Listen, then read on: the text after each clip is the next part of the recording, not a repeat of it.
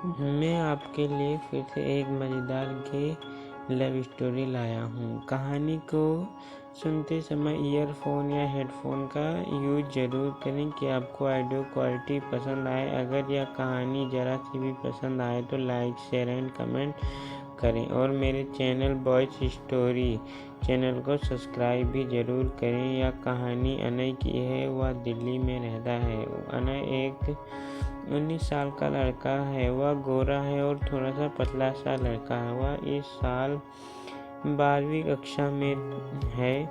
उसकी पढ़ाई अच्छी चल रही है। उसकी बहन थी उससे बड़ी। वह 21 साल की है। वह इलाहाबाद में MBA कर रही है। उसका अब की बार फाइनल है। MBA का कुछ महीनों बाद दोनों भाई बहन का एग्ज़ाम एक साथ ही पड़ गया। दोनों ने अच्छी पढ़ाई कर रखी है, इसीलिए अच्छे से एग्ज़ाम निकाल दिया। और पेपर ख़त्म होने के बाद उसकी दीदी अब घर आ रही है। स्टेशन तक दीदी गाड़ी से आई। स्टेशन पर अनय उनको लेने गया। कुछ देर बाद उसने अपने दीदी को देखा और उनको बुलाने लगा। भीड़ ज़्यादा होने से सुनाई नहीं दे रहा था। तभी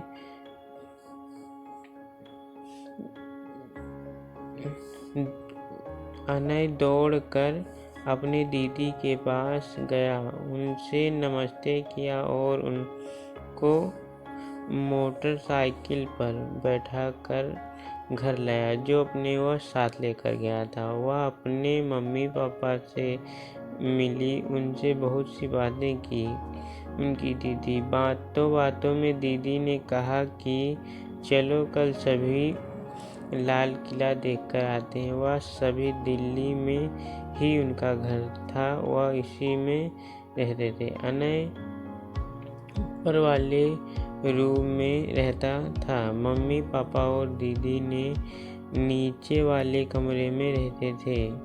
अनय को ज़्यादा अकेला रहना ही पसंद है। वह ज़्यादा नहीं बोलता है। वह किसी चीज़ को लेकर हमेशा परेशान रहता। अगले दिन ही सभी लोग लाल किला देखने के लिए गए। वहाँ पर वह बहुत घूमे। उन्होंने टिकट लिया और लाल किले के अंदर घूमने के लिए और बाहर आए तो उन्होंने खूब शॉपिंग की। रात होने लगी तब वह घर वापस आए। वह बाहर से ही खाना खा लिया था और सभी अपने कमरे में चले गए और अनय भी ऊपर वाले कमरे में चला गया। और रात बहुत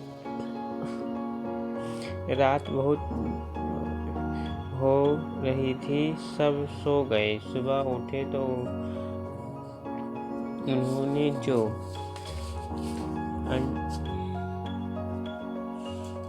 कल घूमे उसकी बात कर रहे थे। जो उन्होंने खरीदा था वह जिसके लिए था उसे देने लगे। अनय भी अपनी चीज़ें लेकर बिना भूले ही अपने कमरे में चला गया।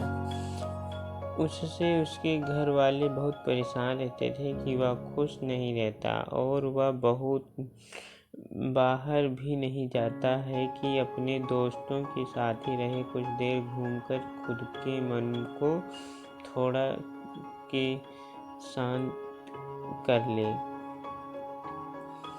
कुछ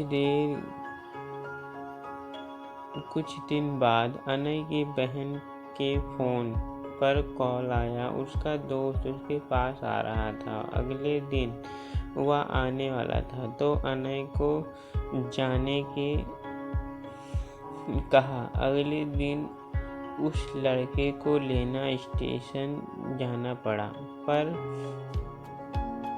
इसलिए उसकी दीदी ने उस लड़के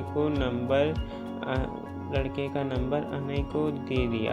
अनय अपना मोटरसाइकिल लेकर वहां पहुंचा और उसने कॉल किया। अनय ने पूछा कि तुम किस कलर के कपड़े पहने हो। उसने बताया कि मैं हल्का ग्रे कलर का शर्ट और ब्लैक कलर की पैंट पहन रखा हूँ। और तभी उस लड़के ने भी पूछा कि तुम किस कलर के कपड़े पहने हो। इसने बताया कि मैं ब्लू कलर की लोवर और ब्लैक कलर का टी शर्ट पहना हूँ। कुछ देर बाद दोनों मिले। अनय उस लड़के को देखता ही रहा। वह बहुत हैंडसम था। फुल दाढ़ी पर हल्के हल्के बाल जैसे वह सेट करा कर आया था और उसकी मूछें हट्टा कट्टा मर्द और उसके डोले शोले उसे मदहोश कर रहे थे। तभी उस लड़के ने कहा, आपका नाम अनय है? पर वह अनय कुछ जवाब नहीं दिया। तब उस लड़के ने उसके मुंह पर चुटकी बजाते हुए टच किया। तब उसे होश आया। अनय ने कहा, हाँ मेरा नाम है।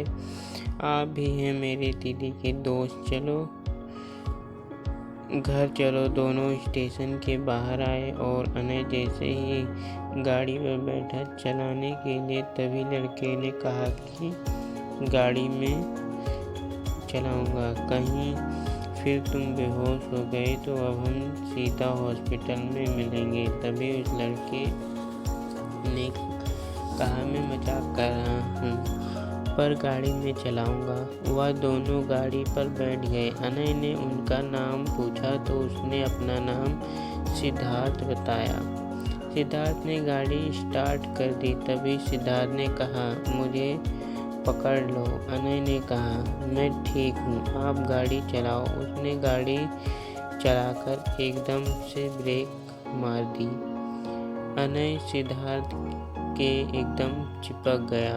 अनय को सिद्धार्थ के बदन की खुशबू अनय को मदहोश कर रही थी। तभी उसने कसकर सिद्धार्थ को पकड़ लिया, एकदम चिपक कर बैठ गया। सिद्धार्थ ने कुछ भी नहीं कहा। अनय उसके बदन की खुशबू को सूंघकर मदहोश सा हो गया। सिद्धार्थ के शरीर की गर्मी भी उसे जान पड़ने लगी। सिद्धार्थ ने एक होटल पर रोके और गाड़ी को रोका और दोनों ने वहीं खाना खा लिया। कुछ देर तक वह बाहर ही घूमते रहे। रात होने वाली थी। तब दोनों घर पहुंचे। घर वालों ने पूछा कि अब तक कहाँ थे? गाड़ी लेट थी। तभी दोनों ने कहा कि हम दोनों ही घूम रहे थे और हमें बाहर ही खाना खा भी लिया है। अब सिद्धार्थ